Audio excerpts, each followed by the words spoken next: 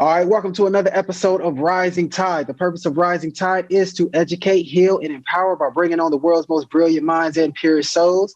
I'm excited to have someone in the real estate game today be a rising tide for you all. This is Mr. Shabazz. He also goes as the mobile home closer. How you doing today, sir? Man, I'm doing excellent, man. I can't complain. How about yourself? I'm blessing and progressing, man. It's been an amazing day. I appreciate you coming on the podcast. Yes, sir. And I definitely appreciate you having me. So big ups to you, man. Definitely. So let's just start it out with just telling the people who you are, what it is that you do, and how you got into what you're doing. Yes, sir. So my name is Abdul Shabazz, like you stated, also known as the mobile home closer.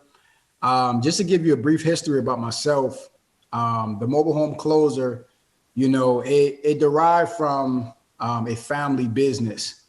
And so a little bit of history about myself. The first mobile home that my family purchased was back in 1995. So this is not something that, I just woke up one day and said, okay, well, cool, I'm gonna jump into the mobile home game. My family, been investing or had that vision to invest in mobile homes since 1995. And till this day, we actually still have that mobile home and it's still being rented out. Yes. Wow. Mobile home is still being rented out in Somerville, South Carolina. But just to give a backdrop and how I really got integrated in the mobile home game, at the age of 5 years old, my father, he was teaching about financial literacy at that age, right? So in elementary school, he would actually supply me with candy, right? And he would tell me, Abdul, now I need you to go and double the money back. All right. So don't ask me for any more money. I just want you to go and flip this and then double the money and then pay me what I put up. Right. And so, at a very young age, I was getting used to buying candy and reselling it. And so what my father did was he was so wise in how he taught me. He actually taught me in steps. So once I mastered the candy game, in elementary school, he said, okay, well, now I want you to go and work for my mother and my father. We had a very big, successful peanut business in Charleston, South Carolina, right? And so, at the age of 8 years old, I would go to my grandparents' house and, I would learn how to, cook the peanuts. I would learn how to bag the peanuts and everything, right? And ever since the intermediate, all the way until I graduated, that's what I was doing. So my father, he actually told me that me and my sister was an asset because I was around about 8 years old. I was purchasing all of my school items, all of my school clothes, everything. My parents didn't purchase anything for us. You said at 8 years old? At 8 years old, yes, sir. Wow. At eight years old. So he taught me how to be financially free early on, right? And then at the age of 15, that's whenever he introduced me to the mobile home game, and he taught me in steps. And, as a young guy, right, I'm just thinking I'm about to go and cut the grass. But in my father's mind, it's like, no, I'm preparing you for something that's bigger than what you actually see right now. So what I mean by he was teaching me in steps, he would tell me, look, I want you to come to the mobile home, just cut the grass and you're done for the day. So I would go to the mobile home, the same mobile home that I was telling you that we had in 1995. I would go there, cut the grass. And then he would say, okay, well, cool, Abdul. Now you know how to cut the grass and everything else like that. That's cool. Now I want you to come inside the house and I want you to help me paint the interior. And so that's when I started painting the interior. And then he was teaching me how to build using my hands. So then I learned the skill, and I'm big on young males should learn some type of skill so they can have something to pass down. And that's what my father did. He was teaching me how to use my hands, because if anything else fails, I got these. I can still go to work and I can still go in a construction field because I know how to do, carpentry. I know how to do electrical work, plumbing work, and different things to that nature. And then that's whenever my father, he was teaching me the mobile home game. Once I learned those steps, and from a youngin, he had me studying people like Robert Kiyosaki. Robert Kiyosaki was actually the most talked about in my house. It was Robert Kiyosaki. And, at the age of 13, I was actually hosting classes. Well, I won't say I would say co-hosting classes with my father. And I was teaching grown-ups at the age of 13, the cash flow game. And we used to have sessions, sometimes at our house, sometimes at different facilities. And, I was teaching grown-ups the financial game and how to get out the rat race. You know what I'm saying? At that age. And it was just blowing their mind. They'd be like, why is this little boy keep beating us at this game? And I'm like, well, no. If a stock goes down to $1, you have to invest all your money because the return is going to be much greater. I was teaching them all this, you know what I'm saying? And it's funny because now I'm just playing it out. I'm doing the stocks. I'm doing the mobile home investing. You know what I'm saying? We're getting into the major house flips and all that. So it's crazy now. But yeah, that's a little backstory about myself, how I got into it, So how different is the mobile home game from traditional real estate? Okay, so it's very different, right? So here's the thing. I get a lot of, realtors, they come to me, right? And I actually had a class with, several realtors. And they said, Abdul, man, at first I see what you're putting out there with the mobile home games, but it was like, I'm just so used to single family or commercial buildings, right? And it was like, I just can't get with the mobile home because, mobile homes is considered personal property, right? So if something is personal property, then, it's not considered real estate. Now, if you fix a mobile home to the land, it then turns into real estate, right? But if a mobile home is not fixed to the land, it's not real estate because it's not fixed to the land. You can actually just move. You can move a mobile home. And so. So what fixes it to the land, like a foundation or something like that? And pardon my ignorance. Okay. No. Correct. You're absolutely correct. So what you have to do is you have to brick in the skirting. The skirting just protects the under layer. The skirting is a protection of the mobile home. It goes around the entire mobile home, but it just acts as a protection to everything like the underbelly of the mobile home. It protects underneath the mobile home for like rodents and different things to that nature.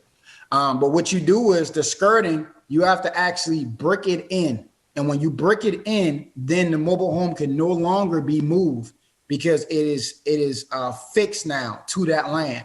And that's what turns it into real estate. So you have to go through a whole process of taking it to the DMV and then switching things over from personal property to real estate property. So that's a whole different ball game right there. But when people like realtors, whenever they hear mobile home, they hear something that depreciates, right? So all of their career, they're thinking about, okay, I got to get a house that appreciates in value, not depreciates in value. And so they stay away from it. But then whenever you break down the numbers to them, then they look at it, they're like, hold up. So you mean to tell me mobile home is bringing in? So you mean to tell me, right? Hold up, Abdul, you're going to have to break this down to me. See, now the narrative, everything changes now. You know what I'm saying? Because you're saying with like the rental income could almost match what residential would be. I mean, maybe not to the same degree because it's not the same square footage and space. No, it don't almost, it beats it. Really? It beats it. It don't almost, it beats it. I'm going to give you a quick breakdown right here, right? Okay, so if you have, and I know some people out there, they get distressed properties, right? We're not even going to talk about a big time property. We're going to talk about a small distressed property. If you get a small distressed property for $45,000, right?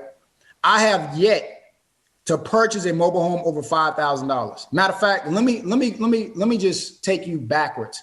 I have yet to purchase a mobile home over $2,500. I have yet. But I'm gonna just put 5,000 out there right now. So if somebody have $45,000 and they buy a distressed property. Now, I'm not even going to talk about what it costs to repair that property, to get it up to value, to actually put it on the market and sell it. I'm going to just keep it at $45,000 because I'm going to show you these numbers right quick. If I take $45,000, I could buy 9 mobile homes. Now, let's do it at a minimum of $300 per month that I'm going to be receiving residual income. Let's do it at a bare minimum, $300, because that's about the standard, the national standard, mobile homes, how much you'll make. Let's just keep it at 300. So 300 times 9, all right, that is $2,700 a month. Now you just got one property. Now, how much do you think a distressed property at $45,000, even if you hook it up and you put $40,000, how much do you think that's going to rent out for? It's not going to rent out for $2,700 at all. Maybe a max $700 or $800 a month. Exactly. And here's the thing: those people who may have put up that money, they may not have used their money. They may have got some type of loan, renovation loan, to do that. So therefore, you still have to pay the bank back their portion as well too. So now you looking at, off of that, you're looking at maybe about $300, $300 to $400 that you may have to pay back to somebody else. So now you got to knock that price off. So I would even do it at a high end. Let's say, quote unquote, you're making $2,000 profit. I mean, not 2,000. You're receiving $2,000, right? But then you take the money off that you still owe the bank, which is $400. That's $1,600. So then that's on a high end. That's on a high end because you're not making $1,600 on a distressed property. Even if you renovate it, you're not going to make $1,600 cash flow. But anywho, which one would you rather have, $1,600 or $2,700? $2,700, no question. 27. Now let's say we do the same thing and we get a loan as well too, right? Well, let's knock off $400. That's $2,300. So at the end of the day, which one would you rather have, $23 or $1,600? 23. You'll be crazy if you say, "Oh, I'll take the $1,600." That is a person who don't want to believe, who don't want to believe that mobile homes will actually bring in more money than a single family home, So you're staying away from debt too, almost in a sense. I know with the example you just gave that you had said, what if I get a loan as well? But like, so this is a way that you're doing it and also kind of getting debt free or not obligating yourself to debt? No. So let me tell you. So I put up my own money. I put up my own money. And my that's that Dame Dash post. Yeah, I was right. I'm a big follower of Dame Dash, man. I look up to Dame Dash. I've been following Dame Dash for a long, long time. I look up to it. I like the boss mentality. I just love it, man. I love it to death. But yeah, so I put up my own money. I put up my own money. I do have people who invest, in my company. Yeah, that's fine. You can invest in my company because, I invest in other people's company. But as far as me purchasing a mobile home, I put up my own dough. I put up my own money. My thing is my father. Now, hear me out now. My father, he taught me OPM. All right. As a youngin, other people's money. He taught me, he's like, dude, if you can utilize other people's money, then utilize it. And I don't have a problem with somebody doing that. I still think that's a smart way. And I always tell people there's different ways to skin a cat. Like I know big time investors who took out a $10,000 loan and then flipped it in mobile homes or flipped it in some type of, another investment, right? Double their money back, pay the people back off their loan, right? But now they have $10,000 to work with, you know what I'm saying? And duplicate that same process. So I'm not telling nobody, No, there's different ways to skin a cat, so you will end up seeing the same result. My thing was I like putting up my own money because I don't like to, because I do like a budget, you know what I'm saying? And so whenever I'm budgeting for the month, I don't want to look at my budget sheet and see that I owe somebody, right? I don't want to keep looking up, you owe this bank, you owe this person, you owe that. Because if you don't pay it, then now you're going to get a lot of people calling your phone asking where their money at. you know, and so, you know, me, I was always taught, you know, that debt is slavery, you know, so I don't want nobody to have that up and up over on me saying that, oh yeah, I'm about to come take this because you didn't pay me my money. So was this mentality that you had of putting up your own bread, was that something that came as an adult, since you said that your dad had taught you about using other people's money and all that? Did you kind of grow up using other people's money and then transition into putting your own dough up? Or was you just always like, I'm just going to put my own dough up from the gate? No, so I'll tell you this. So I tried both ways. And for me, it's the feeling behind putting out my own money. It's the feeling going, because here's the thing, there's steps whenever you have to borrow money.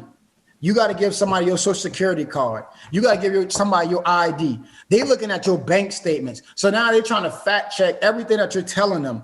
And it's like, why am I doing all this? Like you trying to run down my whole history.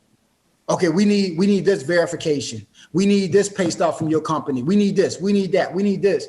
And it's like, man, you know, especially when they see a young person like myself coming to them, asking them for, you know, a certain lump sum of money or a small, you know, bit of money, they're still looking at you like, okay, what are you going to be doing with this? And now it's like somebody's kind of like getting all in your business and they want to know every single intricate detail of what you're going to do, because now they got to put it in the system and everything. But if I can just go to a park manager, right? How much is this home? $2,000? Okay, yes. I'm gonna go ahead. I'm gonna get a cashier check right now. I'm gonna come back. Boom. We can go ahead and finish the deal. You see how fast that process is? That process is fast. It's 1, 2, 3. So for me, it was the feeling behind putting on my own dough and making things happen fast. No, that's powerful, man. That's powerful. Talk to me about this Sunday live stream that you do via Zoom at 5 p.m. every Sunday, and then how that leads to your masterclass. Yes, sir. So every Sunday, what I do is I put together a live Zoom class. I have a lot of new investors. You know, they want to learn the game. And I always tell people before you go big and you try to get the masterclass and everything else like that, I want you to learn the fundamentals. You know, everybody will tell you, I have never pushed a masterclass for anybody. The only thing I've been promoting, like you can go on my page right now. You've never seen a masterclass on my page. Never, not one. The only thing I promote on my page is join our private Zoom class. Join that if you want to learn more about the mobile home game, right? My whole thing is I want people to make sure, and I'll say this first. A lot of people are working jobs, but their gifts that they have right now is misplaced. So since their gifts are misplaced, then whenever they turn over in the morning time, they contemplate going to work. When they go to work, they give a half, effort. They don't care. They're tired. They're constantly telling their friends and family members that they don't see themselves at this job for another month, another 2 months. So what I want people to do is whenever they join this class, I want to make sure that your gifts are aligned with mobile home investing. Because if your gifts are not aligned with mobile home investing, then you're going to treat it like how you treat your job. And me, since I'm a person that's passionate about it, and since my gifts are aligned with mobile home investing and what I do and how I do it, I want to make sure that somebody else's gifts are aligned with it as well too. Because instead of you giving 50% effort because your gift, you just in it for the money. I will always take somebody who is willing to give that 100% versus that person that just want to give me 50%. Because you give an example of how your talents are aligned with mobile home flipping for those who are listening who may not have like a clear idea of what skill sets are necessary or what skill sets do align with that industry? Yeah. So a powerful speaker, her name is Dr. Ava. And she was talking about like, your gifts. And, a lot of people, they want to know like, okay, well, how can I find out, my gifts? And I always tell people, don't mix, your gifts and your skill set. There's a difference between those two. A gift, that's something that you can do with your eyes closed. That's something that God have given you that nobody else, have been given. because no two raindrops are alike. No two leaves, no two human beings are alike, right? So each and every one of us have something that's different than someone else. And Dr. Ava, she was breaking down, she said, either you can be a helper, a teacher, or a creator. Those are the three things right there. You're either going to be a helper, a teacher, or a creator in this world. And so I started looking at the gifts that God had blessed me with. And I've been blessed to speak in front of hundreds and hundreds of people, packed out rooms, right? And the way how I spoke, I was able to, I'm talking about move people. I'm talking about people on their feet. They're moving. So I said, since I was a young person in front of people, teaching people, I said, and that means that God is probably trying to tell me that my voice must be heard. So now I got to do something with my voice to empower the people that's outside that may not know what I know. And so I took that upon in the mobile home game, because now I'm in a coaching position to where I coach people, but I'm still using my voice to give people something that they have never heard before. I'm still using my voice to move people, to help people, right?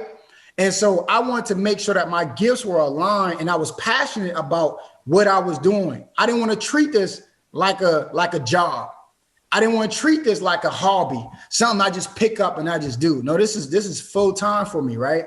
So you got to make sure that what you do best can be implemented in the mobile home game.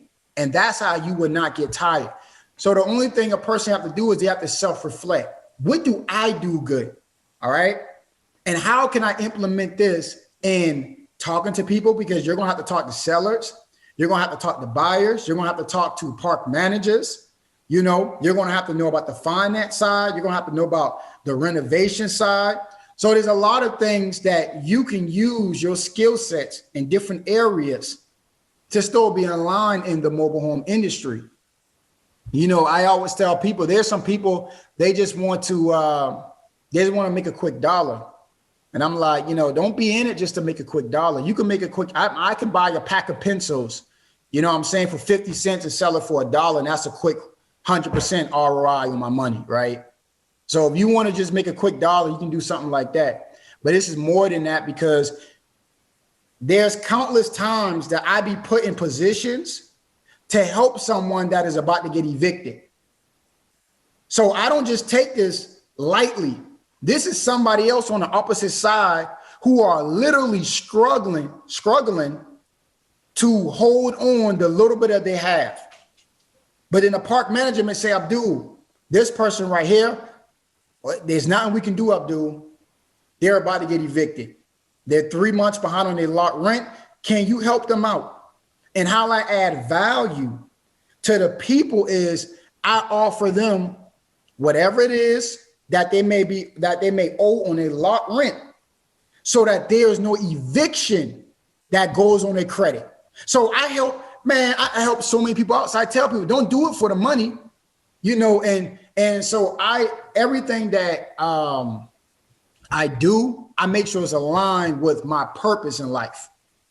And me just helping somebody out that's about to get evicted, and I prevent that going on their credit, and I actually give them the money so they can go out and at least, even if they have to stay with a family member, they have $1,000 or $2,000 in their pocket, so that now they can restart, rather have no money in their pocket, living with someone else, or could even be on the street, and they got an eviction on their credit. And on top of that, they're not going to be able to get another house right off the bat if you got an eviction that just currently happened. So there's more to it than just mobile home investing. So you're saying, like, let's just say I'm renting out a mobile home or whatever, and I'm falling behind on what I owe. You would go to the landlord and just pay what they owe, so that gets them in the clear, or you actually give them money that's something that they can walk away with? Yeah. So what I'll end up doing is, so prime example, I'll give you an example right now. The property manager, right? She called me and she said, hey, look, I know you're looking for some homes. she said, there's a young guy, he's about to get evicted. Now I'm gonna tell you about his situation. All right. This was his situation. He was about to get evicted because he was behind. Now his mother lived in that same park. So he was going to sell me the home, but then he was going to move in with his mother. If I did not purchase the home from him, if I did not help him out, then he was going to have an eviction on his credit. And also he wasn't going to be able to move in with his mother because she was in the same park. So therefore he was going to be homeless because that's the only place he had to go was back to his mother's house. So he also, so people own the mobile home, but they pay rent on the land that it sits on. Correct. Oh, okay. So now, okay. So that's what you call lot rent. So the owner of the park, right? They rent out the land so that we can have our mobile home situated on their land. Wow. Okay. And that's what's called lot rent. And that's so what you pay every when month. I see a large, because I've my cousin in South Bend actually stays at a mobile home, and I've seen mobile home parks. That just made it make sense for me though. So somebody just buys basically land and then just start letting people put mobile homes there, and then y'all just pay me this per month or whatever. Yeah, you can do it. You can do it Wow. like that, or you can set it up to where you own the land and the homes. So therefore, you making money off somebody paying you for the homes, and you making money off them paying you for the lot rent. Do you do lots too, or? Well, that's something that I'm looking to get into, is to start getting the lots, because I've been looking. I'm constantly looking, for mobile homes that people is trying to sell and different things of that nature. I'm looking into individual lots as well too. Like my family, they have the land and everything else like that. But like I say, I'm trying to make a name for myself right now. So everything that my family have, I want to make sure I duplicate that. And then now I have it as well too. So that's really my ultimate goal. My ultimate goal, I saw myself owning an entire community, right? And changing the name to Shabazz Mobile Home Park.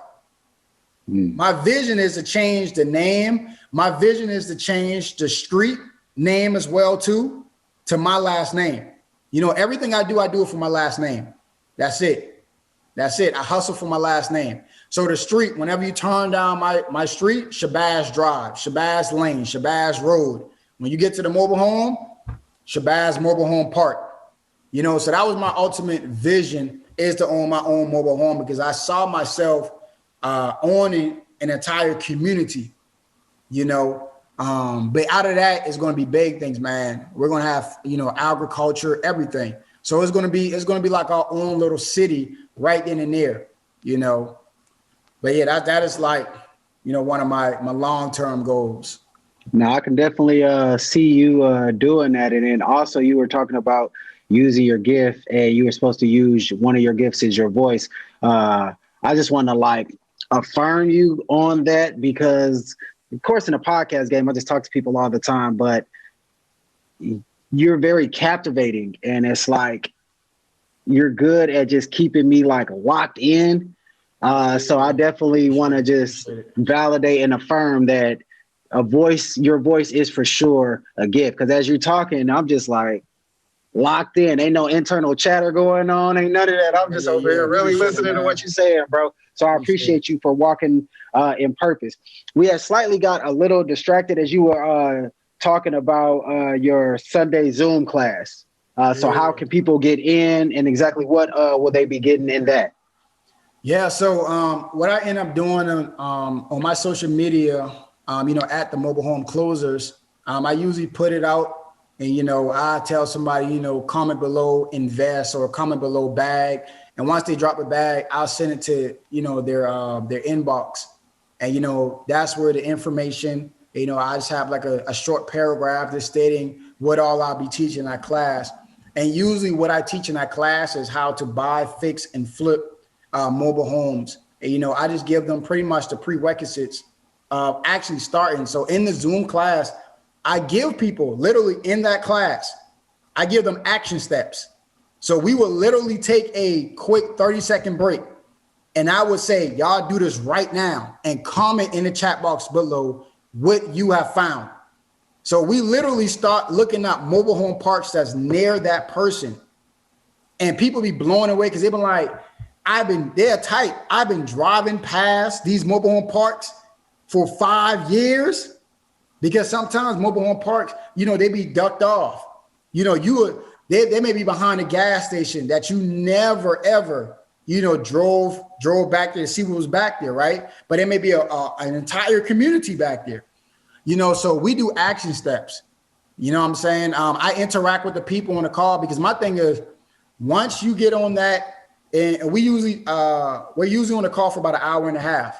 Once you get on that call, as soon as you leave that call, you should know the next steps, how to start looking for mobile homes. You would know. It's not like you gotta, what about? No. And then after I explain everything, how to buy, fix, and flip mobile homes, at the end, I do an entire question and answer.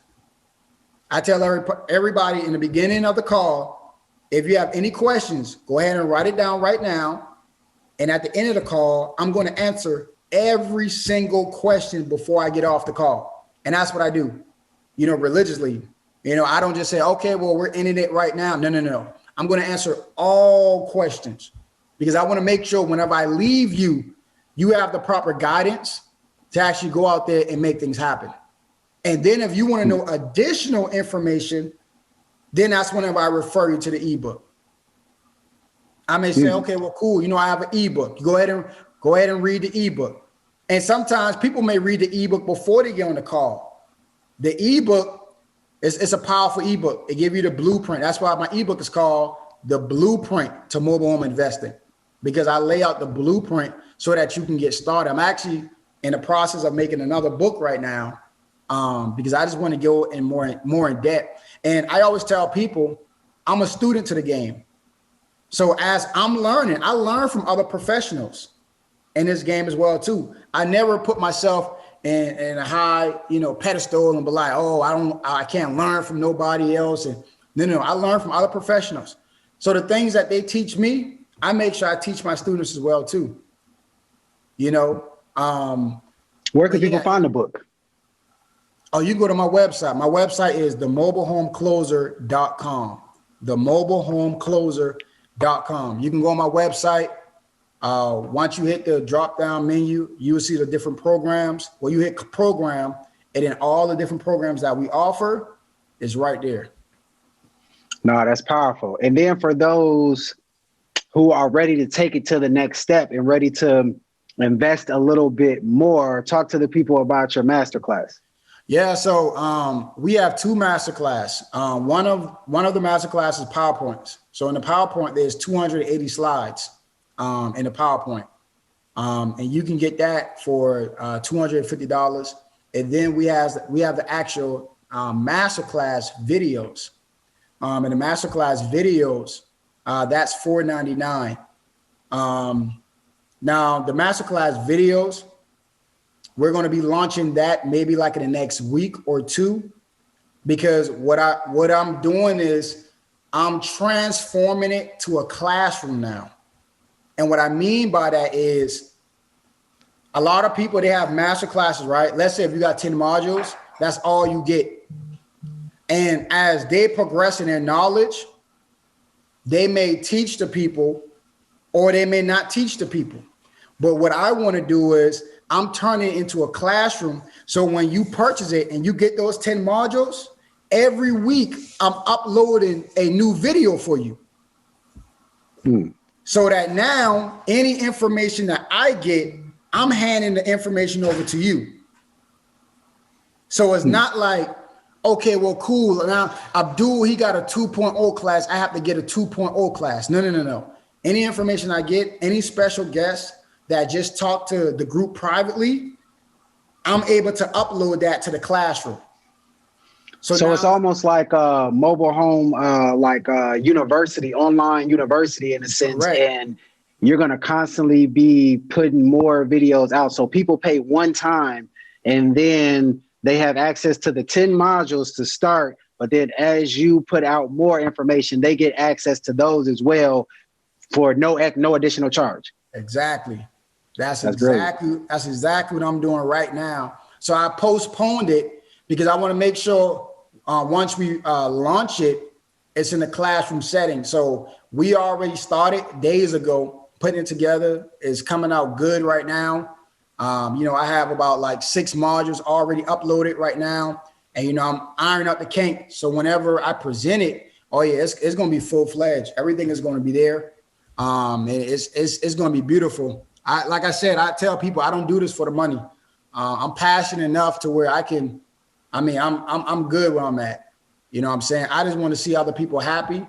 And even if you stay on your career path, I still want to make it to where if you are investing in mobile homes, it changed your lifestyle tremendously.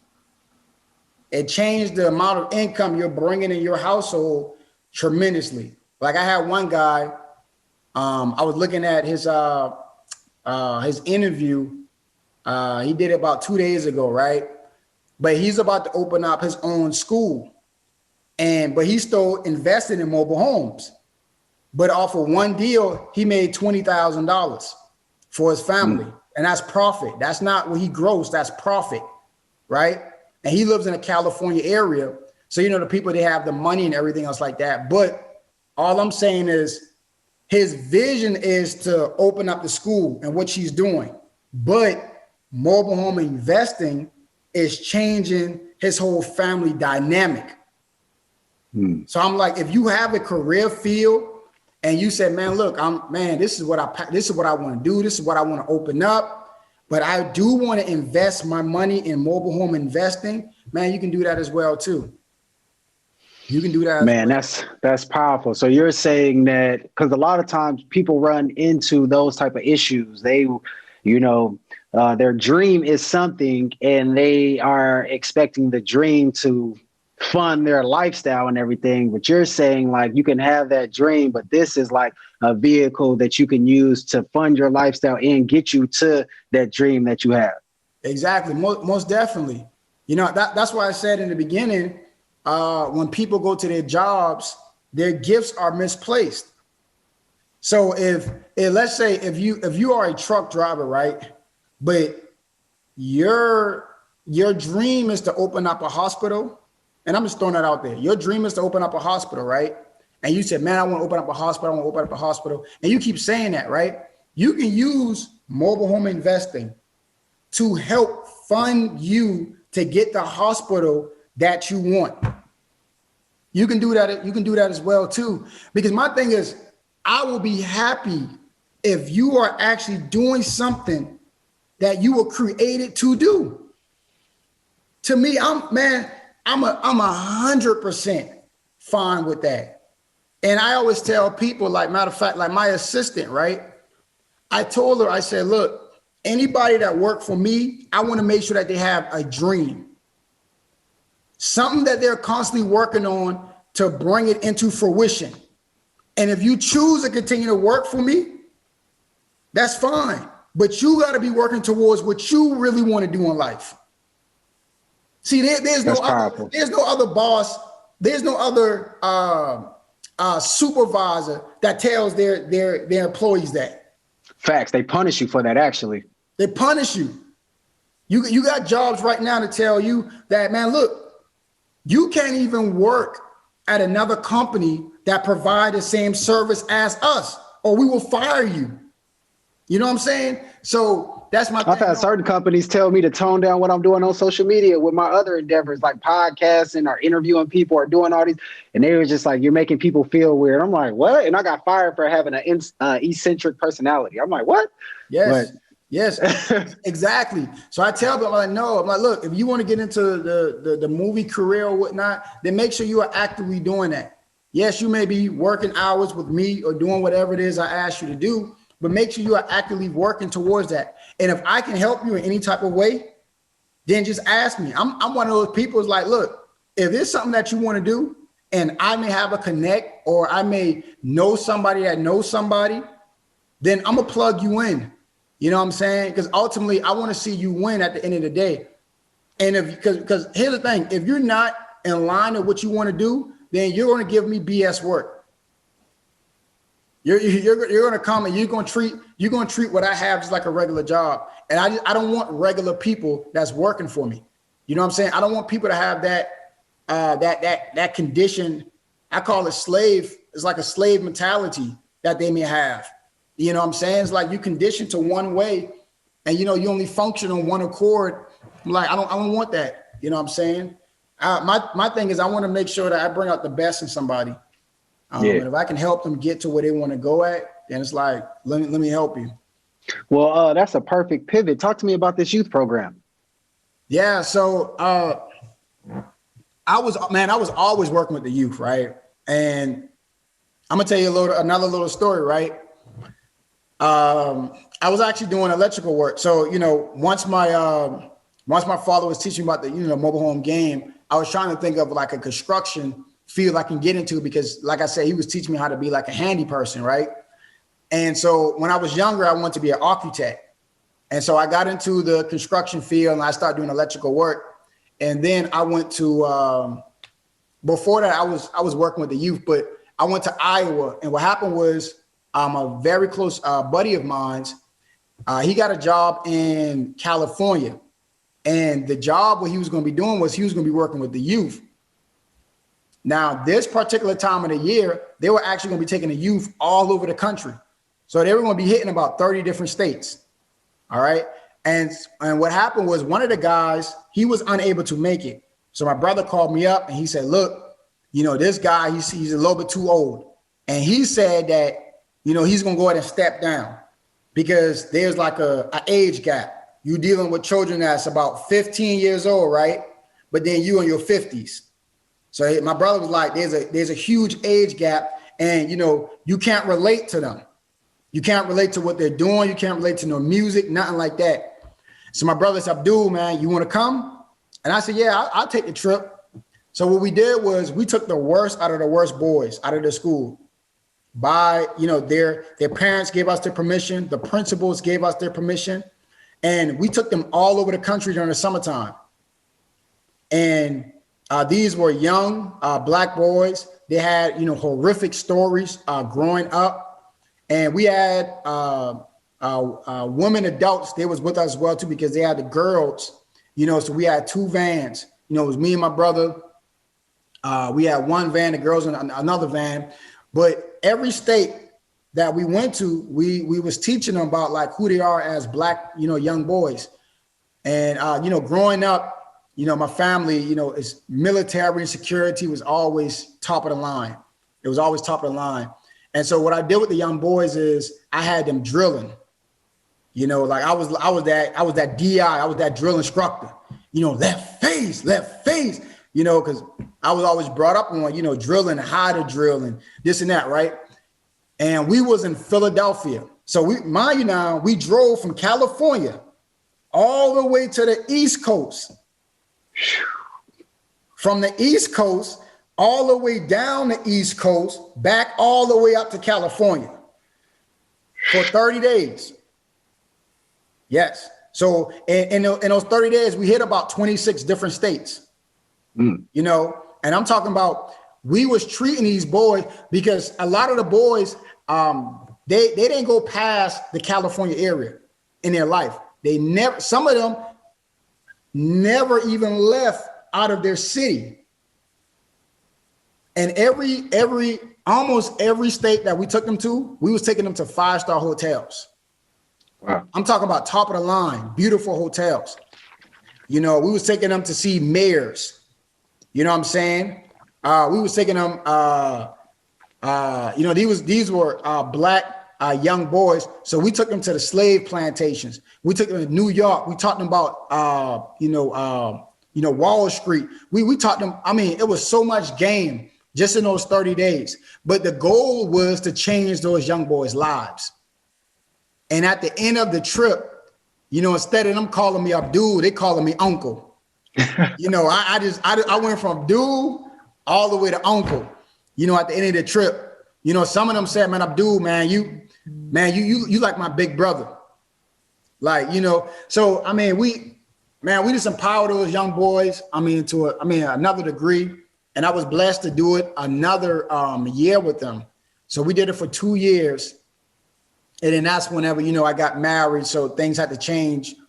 But did you notice a noticeable impact or change in their behavior? Because like you said, this was the worst of the worst kids. But after they got that exposure, was there a shift?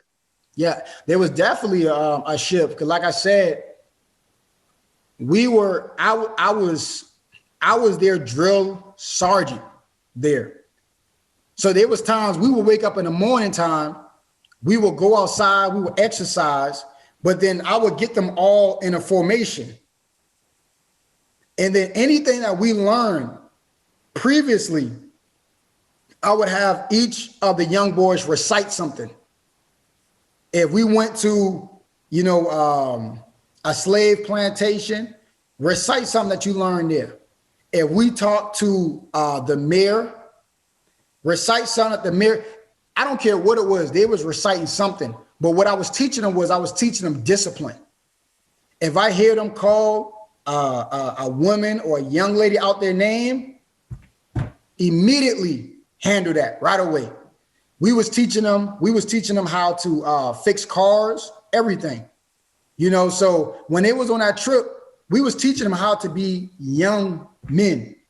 They were opening up all the doors for the young girls that was with us, for the old. So we was teaching them how to be young men. It's like, no.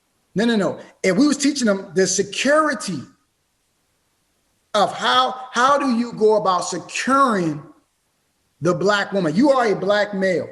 And this goes for any race. You know, how do you view your own people?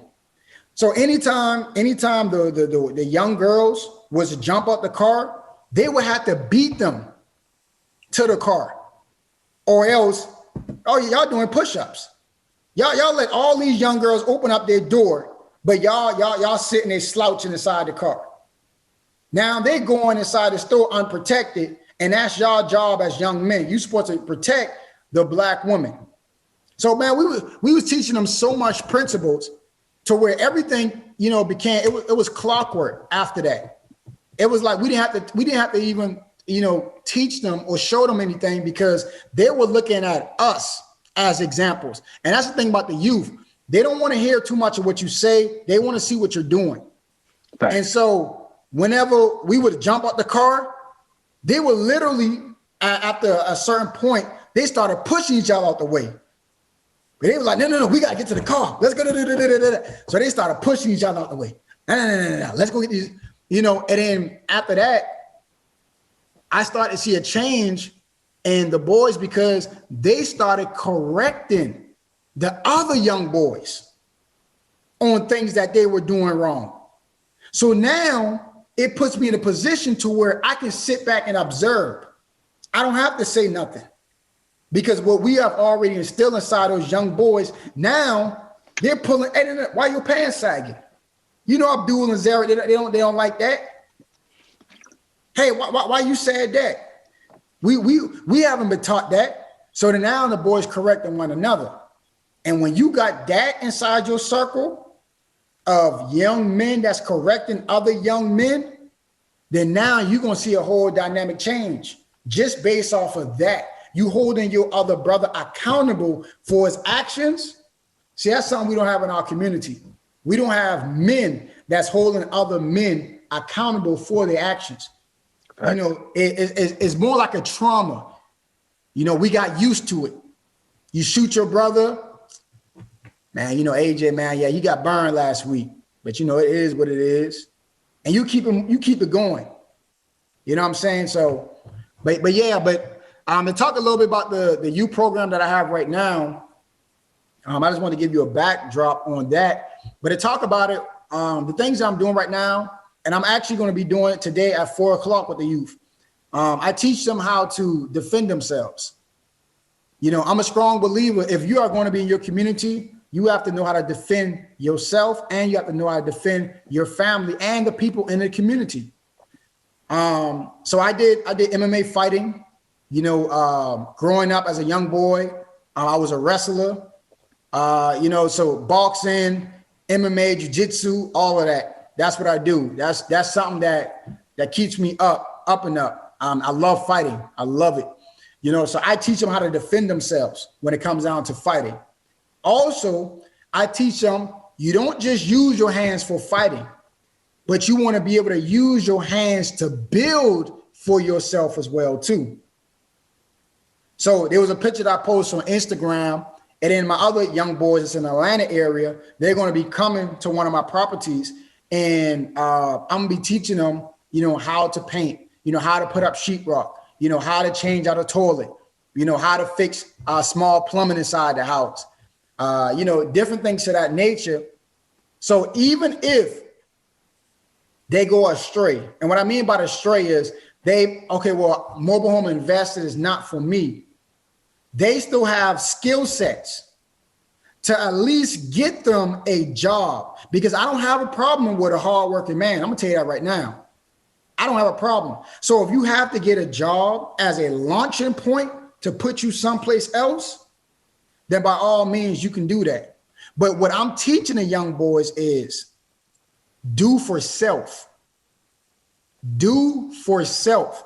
And I understand you may have to go on a job and then do a steal away, learn certain things that they're doing. And what I mean by steal away is if you are on a construction site, you got the skills, but you lack management.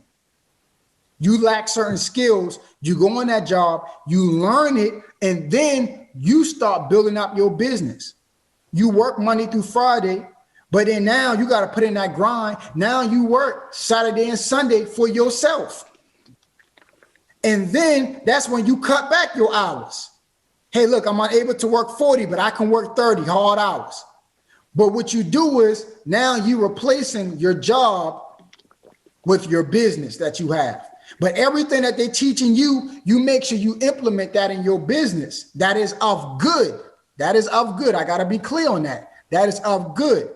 So you want to take the good, you want to leave the bad, and then you build your empire. But with these young boys, I'm teaching them at a young age because all of them are around the age. I got one 17-year-old, and then two 15-year-old, and then one 14-year-old. And I told the 17-year-old by the time he turned 20, he should be financially independent. The other young boys, by the time you're 18 years old, you should be financially independent, because you're going to have the skill sets that you're going to need to start up your own company. And I promise you, if you go to certain places and they see young men, because my thing is, I'm going to dress up the young men. If they see young men in suits and ties, and then you tell them what your skill sets are, and you're looking to be self-sufficient by the time you're 18 years old, so you're trying to get contracts as a young man, and you come to them like a professional, oh yeah, they'll get contracts easily. Facts. Bro, like, back to the whole captivating thing again, bro. It's like, your voice is for sure a gift, your mind, your wisdom. I appreciate everything that you're doing for the community, the skills that you're instilling in them, the wisdom that you're imparting onto their psyches. Man, the world would just be different, bruh, if people had men that were looking out for other men, like you're talking about, men that were actually teaching them trades, teaching them how to defend themselves, but then also giving them the contingent, like, yo, this ain't just to be out there trying to be a bully. This is like, if somebody approaches you for something, to be able to defend yourself, not to provoke things, but to defend. And then, all right, your hands aren't just to be used to just punch people or grab people. You can use these to actually build something for yourself and build wealth. So I appreciate that mindset, man. You gave me really so much to think about, man. This has probably been my favorite podcast. I think I'm on episode 24. Although only 3 of them are out, but I've recorded 24 of them so far. And this one is definitely a top one, bro, for sure. Just because it gives me so much stuff to think about. And actually, I wish I didn't have to bust a move right now. I would love to have you on a podcast again sometime, man. Maybe in a few weeks or in like a month or two, bring you back on because it's so much more stuff I want to ask you, bro. It's so much more stuff that I'm interested in talking about. Correct. I'm about to say, man, it's so much. And, I love to come on. I mean, whenever you send me the invite, to come back on your show, we just set up a time in the day, man, and I'll be back on. I definitely, this was my pleasure. And, I always try to make myself available, to anybody that, wanted to interview me that I know that's, doing good. And what, is behind the motive behind whatever it is that they're doing, and if it's up good, then, I'll tell them, yeah, invite me on, let's talk. Let's have a discussion, man. Well, how are all the ways that the people can support you, bro? Yeah. So you can actually go, to my website, themobilehomecloser.com.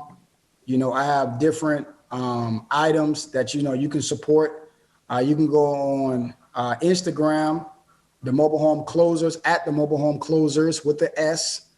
And, you can support me that way as well, too. All you got to do is just drop inside the inbox. And, I have my assistant, either myself or my assistant, she could send you a link, even if you just want to donate to these young boys. And one thing I want to add, too, with these young boys, I'm actually paying them out of my pocket, too. Wow. So I am paying them. So when they come and learn, I always tell people this, man, you learn while you earn. So the young boys are learning, but then they're getting paid. They're getting paid to do this as well, too. So I just don't have them come with me and they're just sitting back and I just have them working for me for free. No, they're actually getting a paycheck. Every single time they come with me, they get a paycheck. Support that way. You can actually DM me. We'll send you a link. And those funds, help me pay those boys. Because like I say, everything is coming out of my pocket right now, which is no problem. Because even if nobody don't support me, I'm going to make sure that, these young boys, they get paid regardless. Because I believe if you work, a hard day's work, you should get paid for that as well, too. No, that's facts. How many boys do you got in your program? So right now we have 4, but the 4 is growing. I just started the program literally about a month ago. And, the program is growing right now. I'm getting things together because we have more people that want to join. Because when the boys go back to the community and they say, look, we're boxing, I'm constantly getting calls. Hey, look, somebody else want to join. Somebody else want to join. Somebody else want to join. Somebody else want to join. And, the facility that I train them at, you got to pay for everybody that come in. So, if you get an influx of people, now you got to pay for everybody. So I'm working on ways to where we can go to a facility. And so I can house all the boys for free. If somebody would just sponsor us so that I can house the boys, because there's a lot of boys in various communities that's finding out about it. And I'm getting calls about it. Like, how can my son, because it's like this, who wouldn't want their son Facts. to go and learn a skill and get paid for it? And they're 13, 14 years old, 15, 16, 17, 8. Who wouldn't want that? And with bullying being so high, how to defend themselves too. And how to come on now. So it's like, I'm getting a lot. It's just that I want to see in the facility that I'm going to right now, they're allowing us to, work out of their gym. It's LA Fitness, so we go to LA Fitness back in, their boxing area. And then, I teach them how to box back in that area, so. No, that's powerful, bro. So I actually just dropped a book. It's called Healing in Hindsight. And I have around 50 books that's headed to me. They won't be here for around 2 weeks or so, but I want to send you 5 copies for your boys and the people that's in the program. Y'all can read it at your own leisure and all that, but it's just all the experiences that I've had to overcome. And then it's like 60 some pages of different exercises that I've actually used to process my trauma, to unpack my trauma, to mend my relationship with my dad and my father, just to get emotionally free, because I used to be angry and bitter and self-destructive and all that. So the whole book is just my whole process from being, emotionally weighed down to emotionally free. So I'm going to send you 5 of those copies, bro, free of charge. So I'm going to get an address from you. And then when those books get here, I think they arrive November 1st. I'm going to ship you 5 of them, bro.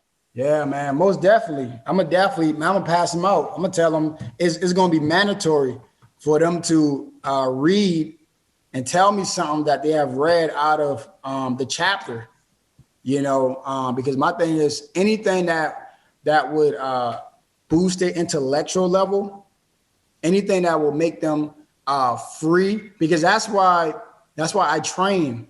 Because, that training that shows the discipline. That shows how you can control your anger and everything else like that. So anything that will help the guys, become free and open, man, that's excellent. I'm all for it, man. Bet. Well, we're going to make it happen. Again, I got to bust this move. This is one of my favorite ones, though, bro. I'm trying to tell you, I'm locked in. I'm like, man, I hate that I got to leave. But Ben, I appreciate you coming on Rising Tide. Again, the purpose of Rising Tide is to educate, heal, and empower by bringing on the world's most brilliant minds and purest souls. So I am grateful and humbled that we had an amazing Rising Tide in the building, Mr. Shabazz, a.k.a. the Mobile Home Closer. Please check him out. Just give your social media handles one more time and your website. Yes, sir. So you can find me at the Mobile Home Closers with an S. And then you can actually go to my website, themobilehomecloser.com. All righty, man. So definitely like, comment, subscribe. Definitely check them out on Instagram. Definitely check out the website. Give those donations. Send anything that you can in regards to helping with his youth program. If you're interested in getting into mobile homes, definitely go to his Instagram page and check out the Zoom calls that he posts about. And then if you're interested in taking it to the next level, definitely check out the masterclass. So again, I appreciate you coming on, being a Rising Tide. And until next time, you have a blessed day, brother. Likewise, sir. You take care. You too. Peace. Peace.